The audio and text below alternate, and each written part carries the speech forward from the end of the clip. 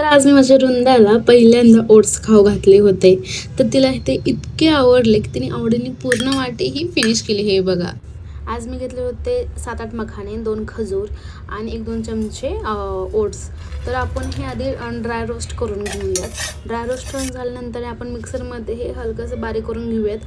तर रुंदा माझी 7 महिने प्लस आहे, तर मी त्यासाठी असंच ओबडधोबड वाटण करून घेतलं होतं. तर नंतर आपण हे गरम पाण्यामध्ये मिक्स करून 5 मिनिटे मी शिजवून घेतलेलं आहे. रुंदा ही 7 महिन्याची असल्यामुळे मी हे अगदी पाण्यासारखं बारीक नाही केलं, थोडं मॅश आणि स्मूथ टेक्स्चर ठेवलं आहे, म्हणजे तिला हळूहळू वेगळे टेक्स्चर एक्सप्लोर करता येतील. आणि ओट्समध्ये फायबर आणि इतर पोषक घटक असतात, त्यामुळे बाळाच्या आहारात ओट्स हा एक पौष्टिक पदार्थ आहे आणि बाळाच्या वेट गेनसाठी हा खूप छान पदार्थ आहे. तुम्ही नक्की तुमच्या बाळासाठी ट्राय करा. आणि तुम्ही बघू शकता माझी रुंदा किती आनंदाने ही खात आहे. तर ती इतकी आवडीने खात आहे की तिने पूर्ण वाटी ही संपवलेली आहे. तर तुम्हाला ही रेसिपी आवडली असेल तर कमेंट सेक्शनमध्ये नक्की सांगा.